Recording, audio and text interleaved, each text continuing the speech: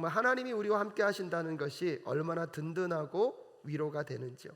여러분 상황에 어떠한 어려움과 힘겨움이 있다 할지라도 때때로 내가 원하지 않는 상황 속에서 실망하고 어려움을 겪는 순간에도 하나님이 여러분과 함께하고 있다는 사실을 꼭 기억하실 수 있기를 주님의 이름으로 축복합니다.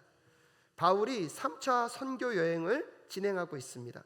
어려움과 힘겨움이 있었지만 그럼에도 불구하고 바울과 하나님이 함께 하셨기에 그 3차 전도 여행 가운데 바울은 한결같이 복음의 사람, 예배의 사람으로 살아갔는 줄로 믿습니다. 지도를 한번 띄워주실까요? 이제 바울의 3차 전도 여행이 마무리 단계에 접어들고 있습니다. 지난주 1번 지역인 에베소 지역에서 바울이 사역을 잘 감당하였지만 데메드리오라는 은장을 만드는 사람들로 인하여서 소동이 아주 크게 벌어졌습니다. 소동이 끝나고 나자 이제 바울은요, 저 2번 지역인 마게도니아 지역을 거쳐서 왼쪽 아래에 보면 3번 지역인 아가야 그리스 지역까지 가서 많은 교회 성도들과 인사를 합니다. 그들의 믿음을 강하게 함과 동시에 그들과의 작별 인사를 나누고 있습니다. 왜냐하면 이제 바울은 이 여행이 끝나고 나면 예루살렘에 갔다가 어디까지 갈 계획이었습니까? 로마까지 갈 계획이었기 때문입니다. 사도행전 19장 21절에 보면 이렇게 말씀합니다. 함께 읽겠습니다. 이런 일이 있은 뒤에 바울은 마게도니아와 아가야를 거쳐 예루살렘으로 가기로 마음에 작정하고 나는 거기에 갔다가 로마에도 꼭 가봐야 하겠습니다 하고 말하였다. 바울의 마음과 뜻은요, 이미 예루살렘을 갔다가 어디까지 가는 비전입니까? 로마까지 가는 비전을 품고 있습니다. 그렇기 때문에 지금 여러분 에베소를 떠나서 마게도니아 지역, 그 다음에 어디까지요? 그리스 지역까지 가서 수많은 성도들을 만나면서 그들을 격려합니다. 한편으론 떠날 때는 어떤 마음입니까? 다시 만날 수 있을지가 보장되지 않습니다. 그런 점에서 그들과 함께 이야기하며 떠나는 바울의 심정, 바울의 마음은 어떠하였겠습니까? 실질적으로 보면 바울은요, 이 여정을 떠나는 그 과정 가운데서도 그는요, 평안하고 안전된 길이 보장되어 있지 않았습니다. 예루살렘에서 바울이 어떤 일을 경험하게 될 것인지를 성령께서 이미 바울에게 알려주셨기 때문입니다. 사도행전 20장 22절부터 24절에 이렇게 얘기합니다. 함께 읽겠습니다. 시작. 보십시오. 이제 나는 성령에 매여서 예루살렘으로 가는 길입니다. 거기서 무슨 일이 내게 닥칠지 나는 모릅니다. 다만 내가 아는 것은 성령이 내게 일러주시는 것뿐인데 어느 도시에서든지 투옥과 환난이 나를 기다리고 있다는 것입니다. 그러나 내가 나의 달려갈 길을 다 달리고 주 예수께 받은 사명 곧 하나님의 은혜의 복음을 증언하는 일을 다 하기만 하면 나는 내 목숨이 조급도 아깝지 않습니다. 아멘. 아시아와 마게도냐 그리스 지역에 돌면서 성도들과 인사하며 떠나는 바울의 심정은 이제 다시 만날 수 없을 수도 있다는 심정입니다. 마치 제가 한국에 방문했다가 일전에 한국을 떠나 미국으로 갈 때 아버지와 인사할 때 항상 마음이 그랬습니다. 다음에 다시 아버님을 뵐 수 있을까? 여러분 그때마다 떠나는 마음이 너무 힘들더라고요. 어떨 때는 떠나고 돌아가면서 돌아보면 아버지와 눈이 마주치면 너무 눈물이 많이 날까 봐 어금니를 꽉 깨물고 앞만 보고 갔던 적도 있습니다. 바울이 지금 이제 예루살렘과 로마까지 가서 그가 어떠한 죽음을 맞이하고 있을지 본능적으로 알고 있습니다. 그렇기 때문에 여러분 마게도니아 성도들과 여러분 그리스의 성도들과 많은 성도들을 만나고 떠날 때마다 바울의 심정은 심히 힘들고 어려웠을 것입니다. 그럼에도 불구하고 바울이 오늘 뭐라고 고백합니까? 내가 어떠한 고난과 어떠한 대가를 치르더라도 나는 이 여정 가운데 한결같이 포기할 수 없는 것, 그리스도의 복음을 증거하는 일에는 어떠한 대가도 지불하겠다는 것입니다. 왜 그렇습니까 여러분? 바울은요 복음을 만나기 전과 복음을 만난 후를 경험한 사람입니다. 복음을 만나기 전에 그의 삶이 얼마나 비참했고 절망이었는지, 복음을 만나고 나서 그가 생명을 어떻게 경험했는지를 바울은 알고 있었습니다. 그렇기 때문에 바울에게 있어서 이 땅의 모든 것들을 포기한다 할지라도 무엇만 증거할 수 있다면, 복음만 증거할 수 있다면 오늘도 그 여정을 살아갈 수 있었던 사람, 여러분 그 사람이 바울이라는 사람을 꼭 기억하실 수 있기를 주님의 이름으로 축복합니다. 우리 사랑교회 모든 성도들이 그런 바울과 같은 사람들이 되실 수 있기를 주님의 이름으로 축복합니다. 복음 때문에 어떠한 가치를, 어떠한 대가를 지불하더라도 나는 이 삶의 여정을 포기하지 않을 것이다. 그 삶을 하나님이 축복하시고 인도하실 줄로 믿습니다. 그런 삶 속에 바울은요, 끊임없는 어려움과 힘겨움을 겪습니다. 여러분 지도를 다시 한번 띄워줘 보실까요? 오늘 본문 말씀 이전의 내용이 뭐냐면, 원래 저 3번 지역에서 바울이요 배를 타고 다시 수리아 안디옥으로 가고 싶었습니다. 근데 바울을 죽이겠다고 하는 사람들이 등장한 겁니다. 여러분 생각해 보십시오. 배를 탔는데 배 안에 바울을 죽이려고 하는 사람이 가득 차 있어요. 그럼 그 배 안에서 바울을 죽이고 바다로 던져버리면 바울을 찾을 길이 없습니다. 그래서 바울이요 원래 3번 지역에서 배를 타고 수리아 안디옥으로 가려고 했는데 안디옥으로 가지 못하고 다시 육로를 통하여서 2번 지역인 마게도니아를 거쳐서 오늘 4번 지역인 어디로 온 것입니까? 드로아 지역으로 온 것입니다. 그래서 오늘 이 드로아 지역에서 오늘 바울은요 딱 한 가지 사건을 언급하고 있습니다. 누가는 오늘 본문에서 언급하고 있는 누가 죽었다 살아난 사건입니까? 유두고라는 사람이 죽었다 살아난 사건만을 묘사하고 있습니다. 여러분 근데 오늘 본문이 왜 중요하냐면, 유두고가 죽었다가 살아난 것 때문에 중요한 것이 아니라 초대교회가 어떻게 예배했는지를 대표적으로 보여주는 본문이 오늘 이 본문이기 때문입니다. 초대교회는요 어떻게 예배했을까요? 초대교회 예배 가운데 무엇이 중요했는지를 오늘 본문을 통하여서 함께 점검해 보시면 좋겠습니다. 첫 번째로요, 초대교회 예배는요 주일에 드렸다는 것입니다. 오늘 보면 7절에 보면 어떻게 설명하고 있습니까? 주간의 첫날에. 여러분 이 안식 후 첫날이라는 것은요 무엇을 뜻하냐면 토요일이 아니라 무엇입니까? 우리가 함께 드리는 일요일, 주일을 의미합니다. 이 초대교회 성도들에게 첫날이 중요한 의미는 뭐냐면, 이 첫날은요 곧 부활의 날을 의미하기 때문입니다. 요한복음 20장 1절 말씀 함께 읽겠습니다. 시작. 주간의 요한복음 20장 1절 함께 읽겠습니다. 시작. 주간의 첫날 이른 새벽에 막달라 사람 마리아가 무덤에 가서 보니 무덤 어귀를 막은 돌이 이미 옮겨져 있었다. 부활의 첫날을 말합니다. 뭐라고 설명합니까? 주간의 첫날. 안식일이 끝나고 그 다음 날이 주간의 첫날입니다. 안식일이 토요일이었다면 주간의 첫날은 무엇입니까? 주일입니다. 성경에서는 초대교회 성도들이 예배를 위해서 모일 때는요, 여러분 유대인들은요 원래 무슨 날 모였습니까? 토요일 날 모였습니다. 토요일 날 모이는 게 자연스러운데 오늘 주님을 기념하고 예수님을 생각하는 그 예배를요 언제 드렸다고요? 주일날로 드렸어요. 토요일에서 주일로 모임이 옮겨졌다는 것에 대한 논의 과정이 성경에는 나와 있지 않습니다. 왜냐하면 그만큼 하나님을 예배하고 이제 예수님을 기억하는 날로서 그들에게는 당연한 날이 토요일인 안식일이 아니라 언제가 되어버린 것입니까? 주일이 되어버린 것입니다.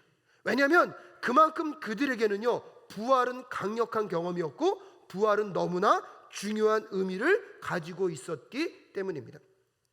예수 그리스도를 기억하며 하나님을 향한 예배를 드리려고 할 때에 그들은요 무슨 요일이 좋을까 논의할 필요가 없었습니다.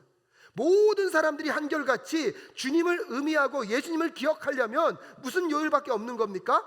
주일밖에 없었던 것입니다. 그래서 주간의 첫날 부활을 기념하는 주일에 모이는 것이 그들에게는 너무 당연한 것이었습니다. 사랑하는 여러분, 주일 성수라는 말은요 어떤 의미에서 보면 예배를 구분하는 말이기 때문에 조심스러운 말이기도 합니다.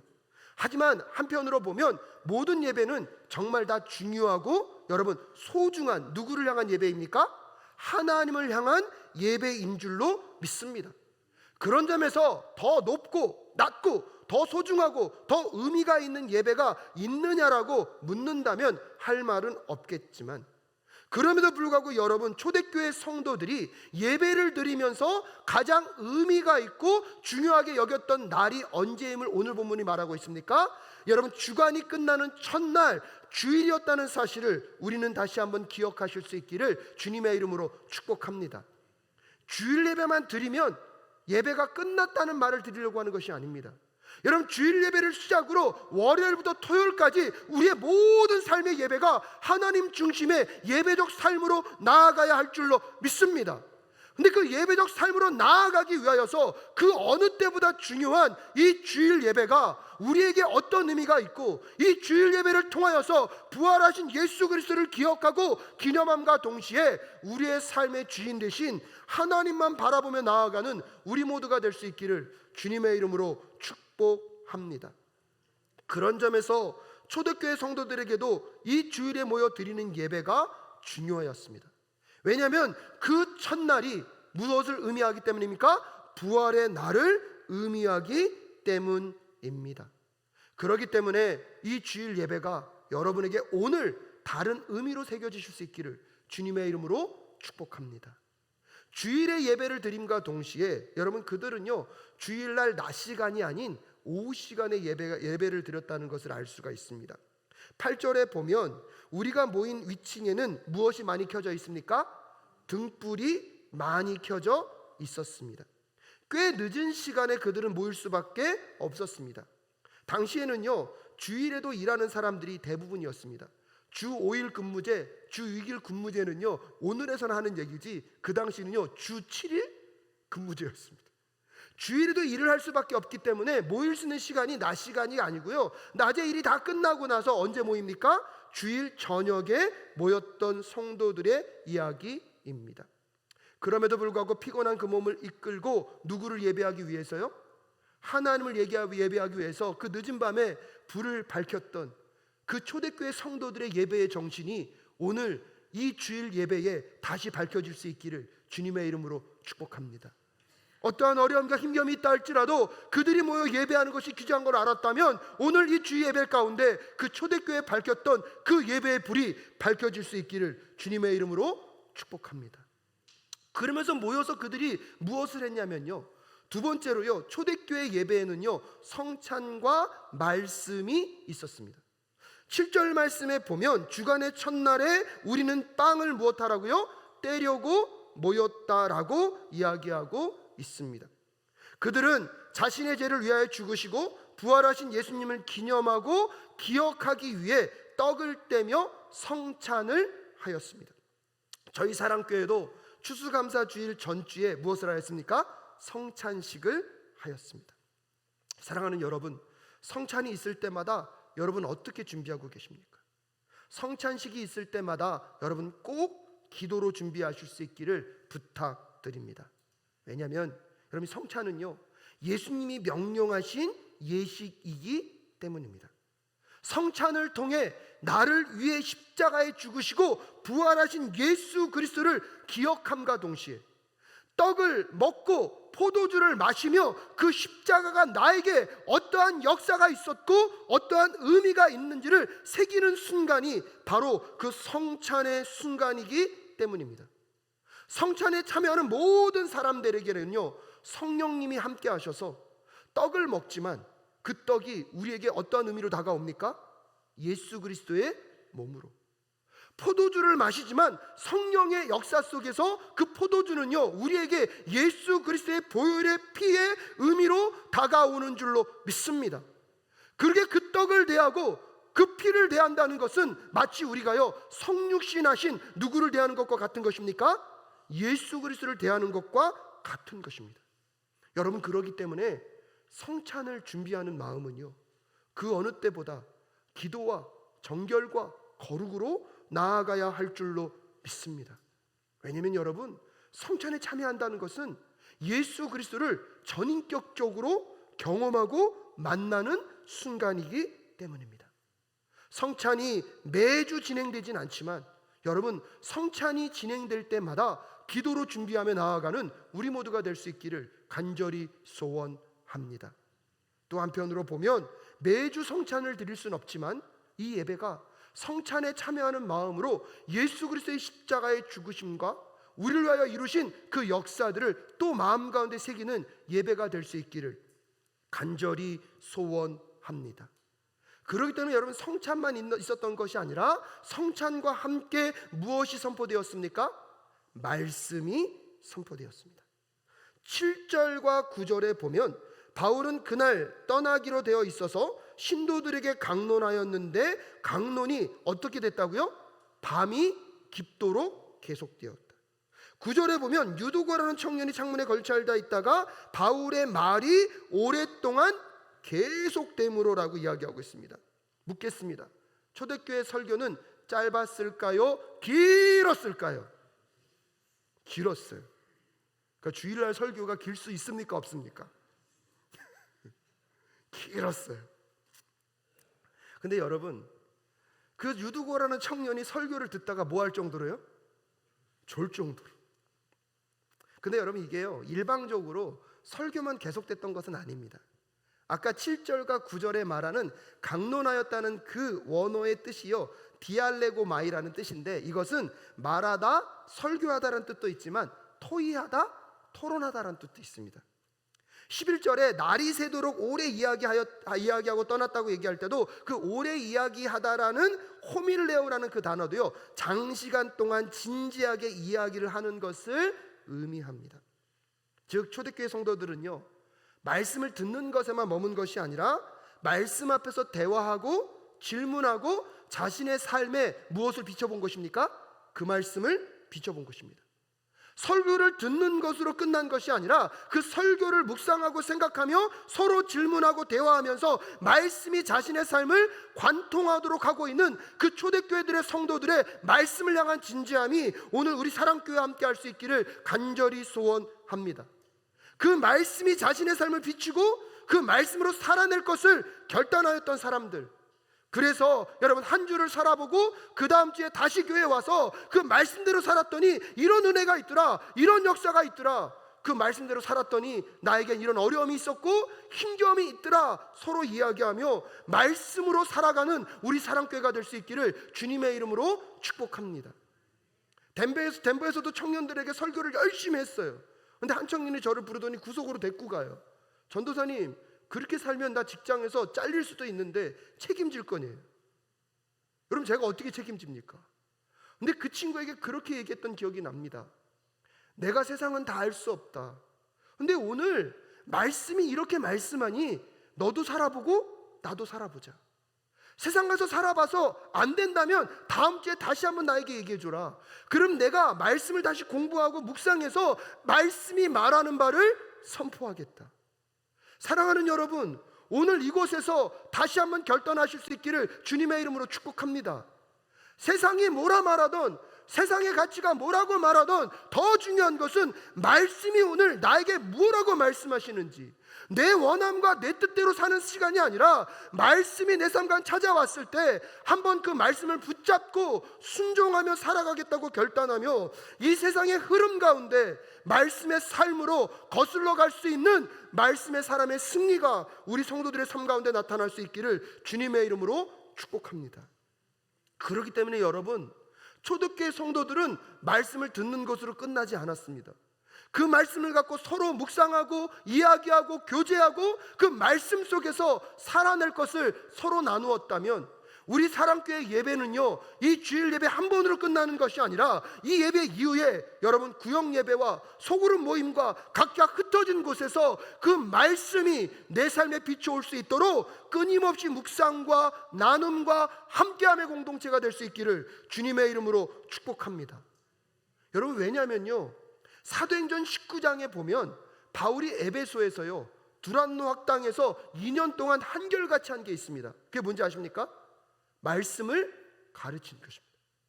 어떠한 어려움과 힘겨움이 있더라도 말씀을 가르쳤습니다. 여러분, 그랬더니 어떠한 일이 벌어졌습니까? 사도행전 19장 18절부터 20절 이런 역사가 있습니다. 읽겠습니다. 시작.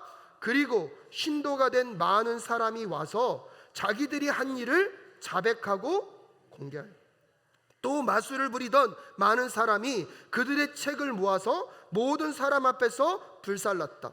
죗값을 계산하여 보니 은돈 5만 잎에 맞먹었다. 20절, 이렇게 하여 주님의 말씀이 능력 있게 퍼져나가고 점점 힘을 떨쳤다. 할렐루야.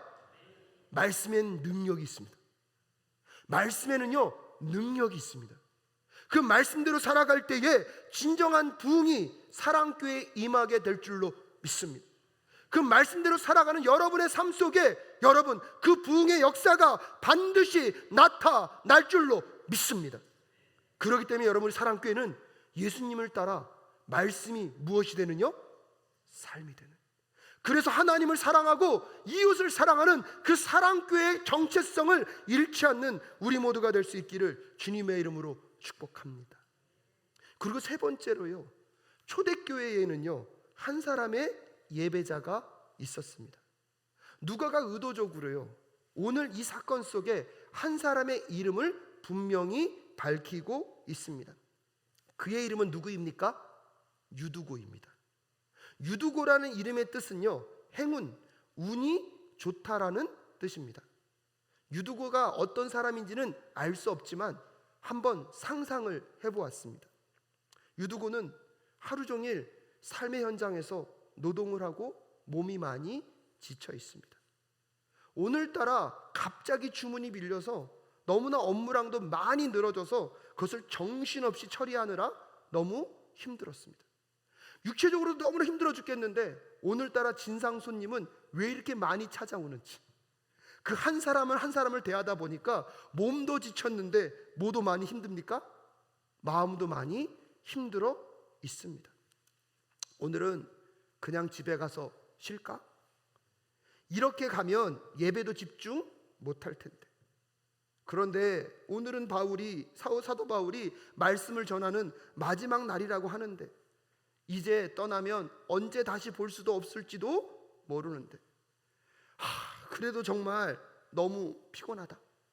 이런 날은 집에 가서 시원하게 샤워하고 소파에 길게 늘어져서 그동안 못 봤던 드라마를 보고 있으면 딱 좋을 것 같은데 마음은 그런데요 발걸음은 어디를 향하고 있습니까? 예배당을 향하고 있습니다. 예배당에 도착했는데요 오늘따라 왜 이렇게 사람이 많은지 앉을 자리가 없어요. 간신히 자리를 찾아서 앉았습니다. 그래, 이왕 왔으니까 오늘도 은혜는 받고 가자. 집중해 보려고 합니다. 찬양이 시작됐습니다. 찬양이 뜨겁게 진행이 되고 기도도 뜨겁게 했습니다. 성찬까지 할 때까지는 괜찮았는데 웬걸요, 바울이 설교를 시작하니까 그렇게 멀쩡했던 정신이 혼미해지기 시작합니다. 졸면 안 된다고, 집중해야 된다고 눈도 몇 번을 떠보고요 허벅지도 몇 번 꼬집어 봤지만 이 천근만근된 이 눈은요 자꾸 감기는 게 감당되지가 않습니다. 어두운 밤을 밝히겠다고요 횃불이 밝게 불켜 있습니다. 공간은 좁지요, 횃불이 켜져 있죠. 이 안에 있는 산소는요 다 누가 흡수해버리고 있습니까? 횃불이 흡수해버리고 있습니다. 더군다나 그 횃불 때문에 나타나는 연기 때문에요 여러분 그 모든 것들이 졸음의 촉매제가 되고 있습니다. 앞으로 갔다 뒤로 갔다 좌로 갔다 우로 갔다 시계추가 되어서 운동하다가요 잠깐 눈을 붙였는데 순간 쿵 3층에서 어떻게 됐습니까? 떨어져 버렸습니다. 많은 사람들이 예배를 멈추고 3층을 내려가서요 유두고를 확인합니다. 이미 어떻게 됐습니까? 죽어 있습니다. 바울이 뒤따라갔습니다. 그리고 바울이 이렇게 말합니다. 10절 말씀 함께 읽겠습니다. 시작. 바울이 내려가서 그에게 엎드려 끌어안고 말하기를 소란을 피우지 마십시오. 아직 목숨이 붙어 있습니다 하였다. 바울이요 무엇이 붙어 있다고 말하고 있습니까? 목숨이 붙어 있다고. 근데 많은 사람들은요 이 장면 때문에 유두고가 죽지 않고 뭐가 있었다? 살아 있었다라고 말합니다. 하지만 여러분 그건 말이 되지 않습니다. 왜?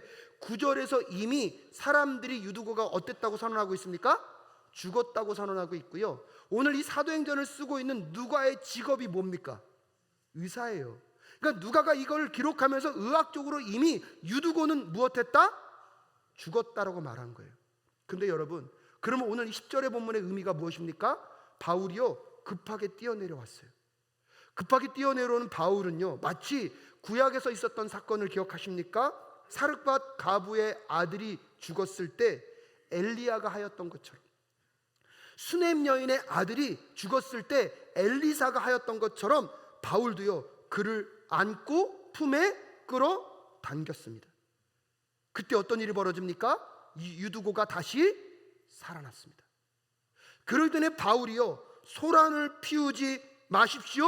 아직 무엇이 붙어 있습니까? 목숨이 붙어 있습니다. 죽었던 유두고지만 바울이 품에 안았을 때, 그러면 그 유두고가 어떻게 됐다고요?